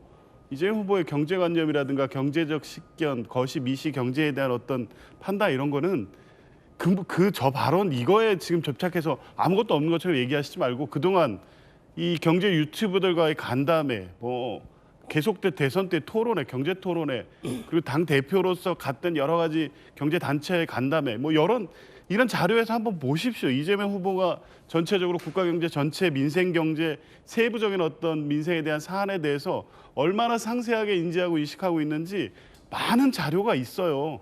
120원 갖고 마치 이 지구를 흔들 것처럼 저렇게 비판을 하면, 그러니까 마치 이제 저렇게 하니까 이재명 후보가 그러면 진짜 경제관념이 없나? 경제에 대한 인식이 저렇게 부족한가? 서민과 자영업자에 대해서 저렇게 아무 생각이 없나? 라고 생각할 것 같지만 사실 안 그래요. 제가 어제도 말씀드렸는데 이거 오래 갈 이슈 아닙니다. 아무리 비판을 해도 원래 말의 맥락 자체 그리고 표현 자체가 저게 자영업자를 모독하거나 자영업자 커피 사업자를 하시는 분들이 폭리를 취하거나 이렇게 읽히지 않는단 말이에요. 근데 지금 이제 국민의힘이나 이 뭐 한동훈 대표도 마찬가지고 제발 그렇게 받아들여 주십시오라고 지금 강변하고 있는 거잖아요. 자영업자 여러분, 이재명 후보가 당신들이 폭리나 취하는 그런 사람으로 매도했습니다라는 그냥 선동에 불과한 거죠. 그거 뭐 얼마나 많은 분들이 그 말을 따라갈까요? 저는 뭐 어제 오늘 해서 아무리 이제 얘기한다고 해도 이게 오늘을 넘어갈 이슈가 안 될 거라고 보고요. 그 고발 하나만 더 붙이면 이 고발했잖아요. 명예훼손 이런 거 법적으로 성립될 수도 없는 내용입니다. 네. 그런가 하면 호텔 경제론이 또 이 화제라고 해야 될까요? 논란이라고 해야 될까요? 호텔 경제론이 회자되고 있습니다. 이른바 이 고전적인 경제학 이론인 케인즈의 어떤 승수 효과를 이재명 후보 측이 알기 쉽게 설명한 측면이 기본적으로 있습니다. 그러니까 기본적인 경제 그룹에서 돈이 어떻게 이 흘러가고 지역사회에서 돈이 풀리는가와 관련된 이 승수 효과를 쉽게 설명한 겁니다. 이재명 후보 스스로도 이 극단적인 예를 들었다라고 말하고 있습니다. 그런데 논란은 이재명 후보의 이 예가 과연 적절하냐, 현실 경제에서 이 말이 되는 얘기냐와 관련된 의문 제기들이 나오고 있는 거죠. 그러니까 호텔을 예약하고 노쇼를 해서 호텔 예약금을 호텔 주인이 다 돌려줘야 하는 상황인데 예약비로 받은 이 10만 원을 여기저기 다 전액 돌릴 수 있겠느냐라는 겁니다. 토론회에서도 이게 논란이었습니다. 들어보시죠. 지금 이재명 후보에 대해서 많은 지적이 들어오는 게 호텔 경제 얘기를 들어보셨습니까? 그건 성장을 말한 게 아니고 경제 순환이 필요하다는 걸 극단적으로 단순화해서 설명한 거예요. 그럼 그 경제 순환을 했을 때 이게 결국에는 케인지언 승수 효과 같은 것을 노리고 하신 말씀이십니까? 승수 효과 얘기를 한 거죠. 그런데 이 그림 그리신 걸 보면은 도는 과정에서 돈이 사라지지 않고 계속 그 한계의 소비 성향이 1로 해가지고 계속 돌거든요. 무한동력입니까 그러면? 그건 예일 뿐이다라고 생각하시면 좋을 것 같아요. 아니 근데 그때 잘못됐다 생각하셨다면 왜 며칠 전에 또 하셨어요? 그건 극단적인 예를 한번 들어본 거라니까요. 왜 그렇게 단순하세요? 이게 사실 현대통화이론이라고 하는 그것에 가깝게 이제 구현되어 있는데요. 이것이 나중에 실제 구현된 사례가 짐바브웨나 아니면 베네수엘라인데 그 나라들이 어떤 하이퍼 인플레이션이라든지 그런 복지 과잉 때문에 경제적으로 곤란을 겪었는지는 우리 국민들이 아실 것이다. 이재명 후보가 재차 밝혔던 호텔 경제론은 뭘까요? 함께 보시죠. 자, 민주당이 설명한 그림 그대로를 저희가 좀 한번 다시 재구현해 봤습니다. 여행객이 호텔을 예약하고 호텔 사장에게 10만 원을 지불합니다. 이 호텔 주인은 가구값에 외상값으로 그 10만 원을 그대로 다 지불을 합니다. 가구점 주인은 그 10만 원으로 치킨을 구매합니다. 치킨집 주인은 그 10만 원으로 문구점 물품을 구매합니다. 문구점 주인은 그 10만 원으로 호텔에 빚이 있었던 걸 갚습니다. 그리고 여행객은 호텔 예약을 취소합니다. 이재명 후보 주장에 따르면 호텔 예약을 취소하는 이른바 노쇼이다 하더라도 지역 경제에는 벌써 10만 원, 10만 원, 10만 원, 10만 원이 돌았다라는 주장. 이게 이재명 후보가 얘기하는 호텔 경제론입니다. 한동훈 전 대표 등이 비판을 했습니다. 이름을 붙였어요. 노주성이다. 문재인 정권의 소득주도 성장에 빗대서 노쇼주도 성장이다라며 비판했습니다. 이재명은 노주성으로 경제 망치겠다 헛소리다라고 강하게 비판을 했습니다. 10만 원을 토해내면 호텔 사장은 결국 망한다라는 겁니다. 현실 경제에서 이게 가능할지 또 지자체를 경영하셨던 두 분의 의견도 궁금합니다. 250만 정도 되나요? 대구시가? 굉장히 인구가 많은데 그 큰 이 시를 운영하셨던 권영진 의원님, 노쇼를 했는데 호텔 사장이 그 고스란히 받은 10만 원을 다 이렇게 지역이 다 돈이 도느냐 어떻게 보십니까? 아마 적어도 자기가 주장했던 지역화폐나 기본소득 이런 거 장점을 이거 돈 주면은 이게 돌아서 그 돈이 가구점으로 갔다가 치킨점으로 갔다가 문구점으로 갔다 결과적으로는 호텔 주인에게 온다. 이거 얘기하려고 한 거예요. 근데 그거 만약에 주문했던 사람이 10만 원 예약을 했다가 나중에 취소해 버리면은 그럼 호텔 주인은 그 돈 믿고 돈을 이제 가구점에 돈을 10만 원 줬는데 그 돈이 안 들어오면 호텔 망하는 거죠. 김용태 비대위원장이 긴급 기자회견을 했는데요. 어떤 얘기인지 좀 들어보시죠. 가장 가까운 자리에 서 있는 공인입니다. 때로는 사회적 약자와 소외된 이들을 향한 배려와 공감의 메시지를 전달하는 상징적 역할도 수행했고 국가 정책에 영향을 미치기도 합니다. 우리 정치에서 영부인의 존재는 오랫동안 검증의 사각지대에 있었습니다. 지난 시기 대통령 배우자 문제는 국민께 희망보다는 실망을 드렸고 통합보다는 분열을 안겨드리기도 했습니다.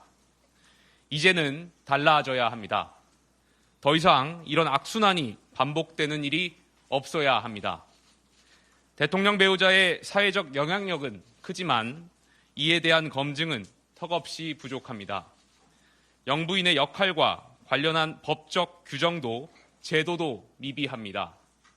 이에 국민의힘은 설란영 여사와 김혜경 여사 두 후보 배우자의 TV 토론을 제안합니다.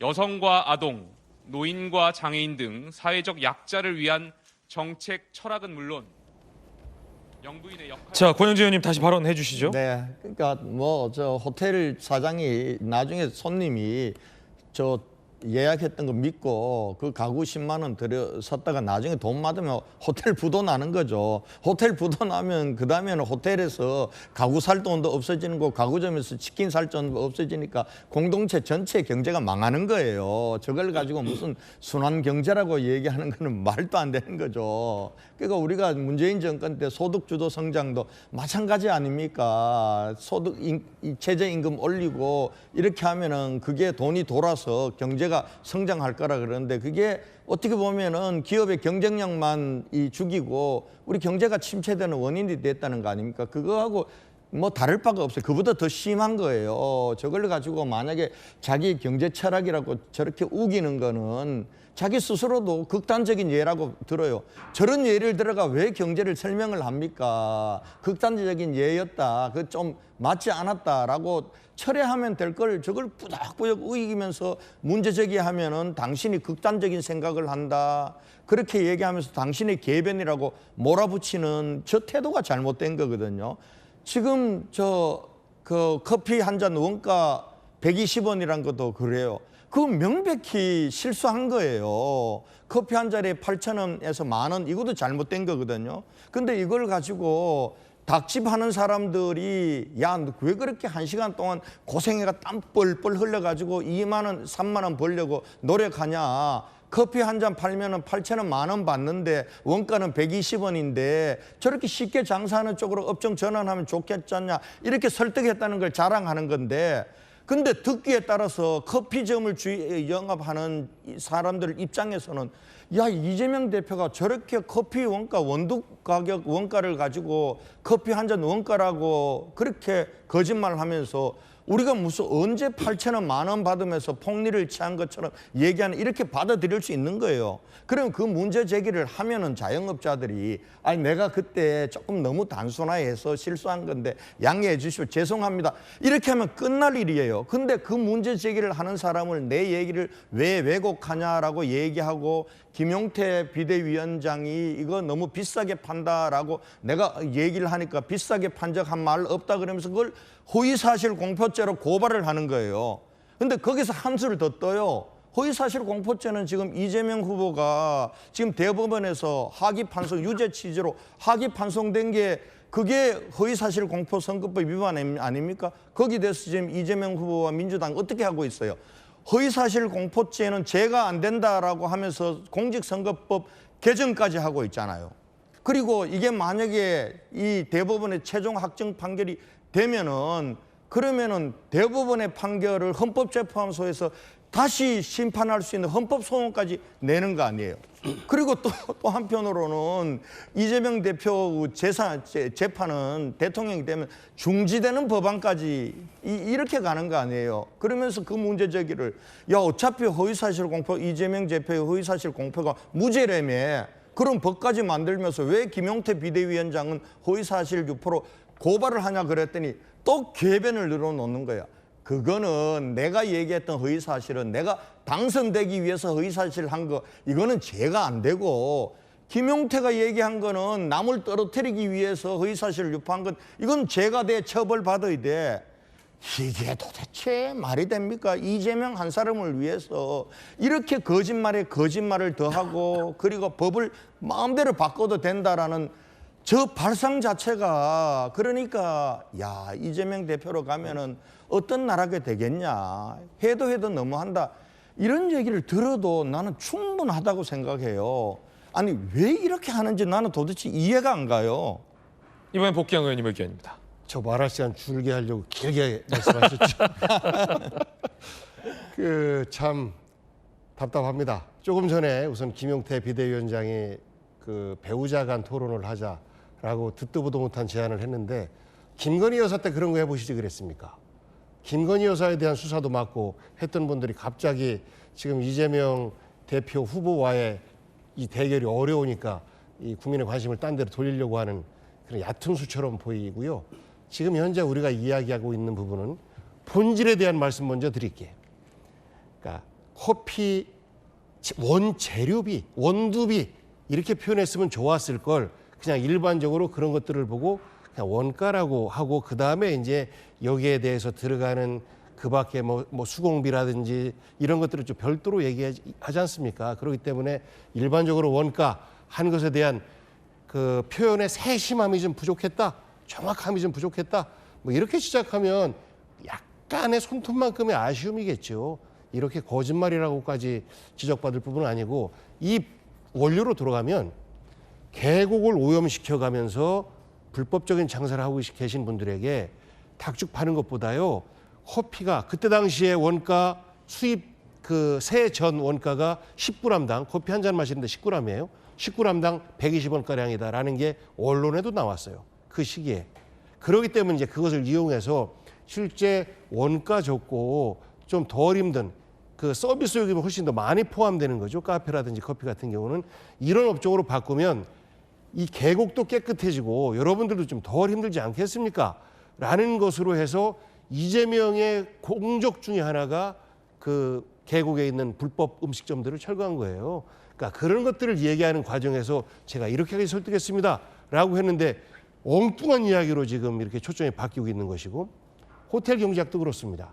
호텔 경제학이 아니고 지역 화폐가 왜 중요한지, 왜 필요한지가 그 주제예요.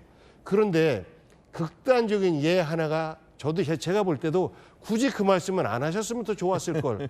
굳이 안 해도 되는 말인데 이 표현을 극단적으로 강조하려고 하다 보니까 이게 준비된 말이 아니거든요. 원고대로 한 게 아니고 그 대표의 말에 따라서 이제 그림이나 이제 이런 것들도 그려진 건데 그 부도가 나고 노쇼 이 부분만 좀 빠졌어도 지역화폐의 그 지역 경제의 승수 효과를 충분히 설명하고 긍정적인 이야기를 할 수 있을 텐데라는 아쉬움은 있어요. 그래서 그 부분에 대한 표현만 안 했으면 하는 아쉬움이 있는 게 사실이에요. 그런데 이걸 거짓말이다라고 하면 지역화폐가 갖고 있는 그 지역 경제의 긍정성에 대해서 전혀 모르시는 말씀이라고 보고 한동훈 전 대표가 그런 말도 했어요.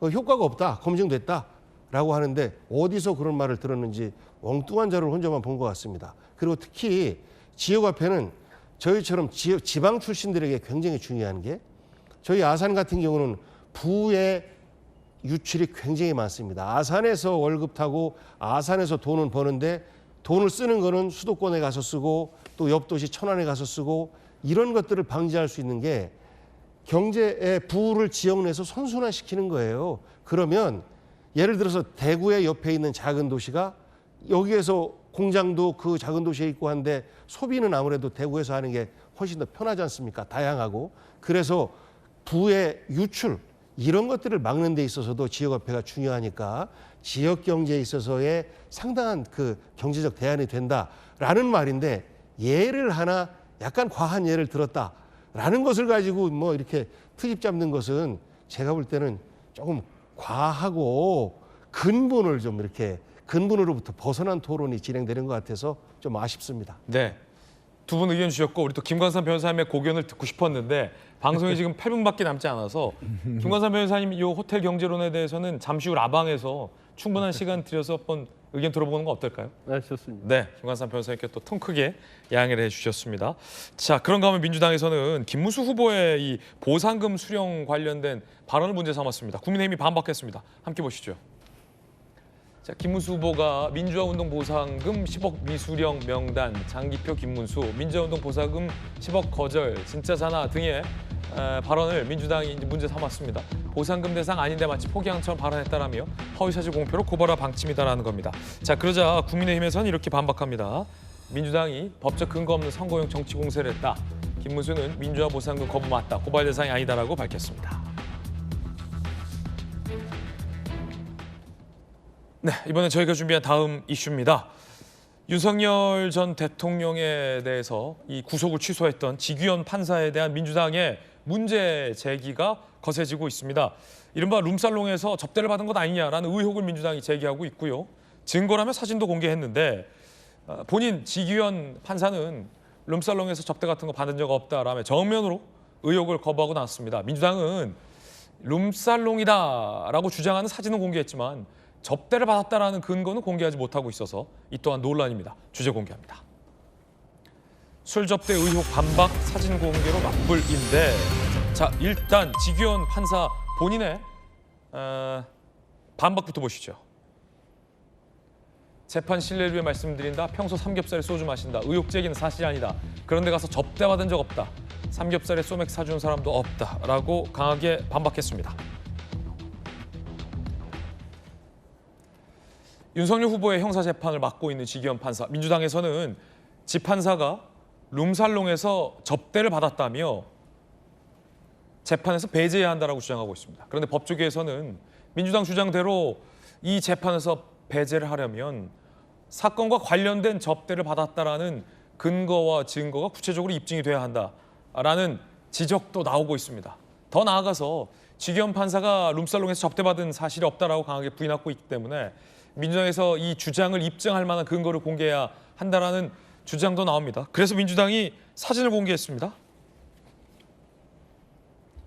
거짓말 입증률의 사진을 공개한다라며 고급 룸살롱과 인테리어가 같다라며 법복을 벗어다라고도 주장을 했습니다. 자, 이 사진인데 룸살롱과 인테리어가 같다라고 민주당은 주장하고 있습니다. 지 판사는 난 룸살롱에서 접대받은 적 없다라고 반박하고 있습니다. 국민의힘과 이 법조계 일각에서는 이런 반박도 나옵니다. 청담동 술자리 시즌2 같다라는 겁니다. 판사까지 좌표 찍어 공격한다. 청담동 시즌2 아니냐. 청담동 술자리 의혹 상황이 되풀이되고 있다. 면책특권에 기댄 무분별한 폭로다라는 얘기도 나옵니다. 자, 김광선 변호사님 의견 좀 일단 좀 궁금합니다. 아니 근데 민주당에서 사진 공개하려고 하면 그 청탁금지법을 할지 문제되는 걸 금지하는 거 아니에요? 그리고 노래를 접대보고 노래를 부르고 있다거나 아니면 같이 앉아 있다거나 하는데 저 사진 한번 보세요. 저게 어제 접대받는 사진이잖아요. 아니 누가 판사가 룸살롱에서 접대받는데 거기서 사진을 찍습니까? 기념사진. 되도록이면 저 뭐지 사진 안 찍히려고 노력을 하겠죠. 그리고 저기 접대받았다고 한다면 저 3명이잖아요. 그럼 주인공은 판사 아니에요? 아 가운데 앉아야죠. 왜 끝에 앉아 있죠? 저건 제가 볼 때는 아주 친한 친구 사이로 보입니다. 그리고 저희가 차갖고 뭐 고급 룸살롱이면 1인당 100만 원, 200만 원 하는데 단란주점이라고 그래요. 단란주점. 단란주점은 사실은 접대받을 수 있는 그런 곳이 아니거든요. 그런데 룸살롱이랑 그것도 앞에다 고급 룸살롱에다 얘기를 붙이고 1인당 뭐 100만 원, 200만 원 얘기까지 하고 있단 말이에요. 저건 제가 볼 때는 좌표 찍게 하는 거죠. 아니 다른 사진을 제시해야죠. 아 저희 가서 술 먹을 수 있죠. 그러면 뭐 술 먹는 사진도 아니고 뭐 일반적으로 뭐 한 친구들 기념사진 정도? 근데 그러다 보니까 제가 볼 때는 3명 찍는데도 가장자리에 앉아 있잖아요. 저기 어떻게 판사를 악마하는 데서 저 사진이 증거가 될 수 있어요. 자, 민주당이 이런 말을 합니다. 우리가 사법부에서 스스로 자정을 할 노력을 보이는 것을 지금 뭐 기대하면서 이제까지 가만히 있었다 얘기하잖아요. 아, 민주당이 언제부터 그 자정작용을 기대했습니까? 조희대 대법관 바로 청문회 실시하자고 14일 했다가 안 나와서 그게 잘 안 되었고 특검 바로 통과시킨 사람들은 아니에요? 제가 볼 때는 직접적인 증거가 있었다고 한다면 저렇게 가지 않았을 거예요. 바로 탄핵 들어가든지 청문회 불렀을 겁니다. 근데 애매모호하니까 저 사진하고 지규현 판사에 대한 음모론이 제가 볼 때 음모라고 보는데 조희연 대법관과 관련돼서 연결을 시키면서 사법부 악마화의 과정으로 저는 이루어졌다고 보거든요. 아니, 그러면 증거를 대세요. 청탁금지법이 됐건 뇌물이 됐건 아니면 언제 어디서 어떻게 접대를 받았는지 뭐 노래 부르는데 뭐 동백꽃인가요? 저는 청담도 술자리 때 동백꽃을 불렸는지 어떤 노래를 했는지 그 제보자한테 받았을 거 아닙니까? 그걸 해야지 뜻만 계속 들으면서 좌표 찍혀고 악마화하는 이런 모습이 지금 과연 이게 수권 정당이 되고자 하는 정당의 모습은 아니다. 저는 그렇게 봅니다. 네, 조기현 변호사님. 저 정도 밝히는데 확인된 사실관계가 저것뿐이겠습니까? 일단은 저 업소가 어떻게 운영되는 업소인지 그리고 1인당 대략 드는 비용이 얼마 정도인지는 다 확인이 돼 있는 거고요. 그리고 첫 번째 그냥 사진만 공개했지 않습니까? 그리고 관련된 비위 내용들이 있다는 것도 그날 국회에서도 이 공개적으로도 얘기했고 대법원 쪽에도 관련된 자료 협조도 하겠다. 윤리감사실에서 조사해서 조치해라는 내용도 줬습니다. 근데 아무것도 하지 않고 있고 그러니까 이제 그 상황에서 지기현 판사가 어제 그 재판에서 윤석열 전 대통령 내란 우두머리를 재판하는 그 재판에서 자기의 신상 발언을 합니다. 거기서 이 중요한 엄정한 자리에서 소맥 얘기하고 삼겹살 얘기하고 이게 말이 되는 겁니까? 그러니까 왜 이런 식으로 문제를 풀어가는 게 뭔가 이 사실관계를 숨기려고 매우 부적절한 방식으로 국민들이 지금 이 윤석열 전 대통령이 어떻게 처벌하는지 그 재판을 제대로 하는지에 관심을 갖고 지켜보는 그 자리에서 소맥 얘기하고 삼겹살 얘기하고 본인 소명하고 이 상황이 왜 초래되고 있는지를 대법원은 이제 보라는 겁니다. 그래서 그 어제 소명했다는 내용을 보고 이 사진을 공개한 거죠. 아까 말씀드렸다시피 그 주점이 그 업소가 어떻게 운영되는지, 얼마나 비용이 드는지, 거기에 그 여종업원들이 어떤 방식으로 하는지 그건 다 객관적으로 확인이 돼 있습니다. 그러면 그 자리에로 보이는 현장의 사진이 찍혔다고 하면 갔겠죠. 저기 뭐 기념 촬영하러 뭐 한번 둘러보러 갔겠습니까? 간 거잖아요. 그 옆에 앉아 계신 분들이 누구인지 신상 확인 다 됐습니다. 사건 관계자들이 아주 일상적, 그러니까 법에서 이 같이 접촉을 하거나 이 자리를 해야지 말아야 되는 관계자로 보이는 추정되는 사람들입니다. 이 내용까지도 다 줄 수 있고 확인할 수 있습니다. 그러면 이쯤 되면 윤리감사실에서 조사하겠다고 하니까 지켜보면 됩니다. 그럼 민주당이 뭐 수사기관입니까? 그 실제 이 저거의 청탁금지법 내지는 실제 사건 관계자고 어떤 사건이 진행되고 있었으니까 이 관계와 관련해서 직접적인 어떤 이해관계 대가성이 접대였기 때문에 뇌물죄에 해당되는 이 수사까지 내놔야지 그때 그럼 대법원은 윤리감사실이 움직입니까? 지금 하셔야죠. 이 사법부에 대한 신뢰가 흔들렸기 때문에 더 빨리 적극적으로 나섰어야 되는데 이제 한다고 하니 지켜보면 될 일입니다. 청담동 때와는 다르다. 그럼요. 이제 대법원에서 한다고 한 게 아니고 이미 3명이 가가지고 조사를 했대요. 그래서 대법원에서 아무것도 안 한 게 아니고 벌써부터 문제가 됐을 때부터 대법원에서 착수해가지고 했는데 문이 닫혀 있었다는 거잖아요. 아니 그러면 다른 사람이 있다는데 왜 공개 않고 왜 찔끔찔끔 흘리는 거예요? 그건 정치의 의도가 있다고 볼 수밖에 없는 거죠. 그다음에 이제 판사가 왜 소맥 정도 먹고 저 자리에 가지 않았다고 얘기하는 이유는 아니, 판사가 국회의원 나와서 기자회견을 하겠습니까? SNS에 올리겠어요? 결과적으로 자신에 대한 흔들기를 하고 있다고 보는 거예요. 그럼 판사가 이 얘기할 수 있는 자리는 법정에서 그런 일이 없다. 재판을 공정하게 하겠다. 그렇게 얘기할 수밖에 없는 거죠. 그걸 가지고 나무라는 것은 그걸 문제 있다고 하는 것은 그걸 문제 있다고 말하는 사람이 잘못된 거죠. 자, 일단은 민주당이 추가적으로 혹시 공개하는 추가 사항이 있는지도 좀 확인해 보겠고요. 지기현 판사의 추가 해명 내지는 어떤 법원의 입장도 좀 더 지켜봐야 될 것 같습니다. 그리고 저희들은 일단은 60초 광고 보고 와야 합니다. 잠시 뵙겠습니다. 네, 오늘 사실 뭐 저희가 준비한 내용들 더 많았는데 현장에 생방송 연결도 있고 해서 준비한 소식을 다 전해드리진 못했습니다. 차제에 저희가 또 전해드리겠습니다. 잠시 후 아래 주소에서 김진의 더 라방이 시작됩니다. 최고의 전문가들과 함께 못다한 이야기 더 라방에서 또 이야기 나눠보겠습니다. 저희들은 잠시 후에 뵙겠습니다. 오늘 하루는 분명 어제보다 나을 겁니다. 좋은 하루 되십시오. 고맙습니다.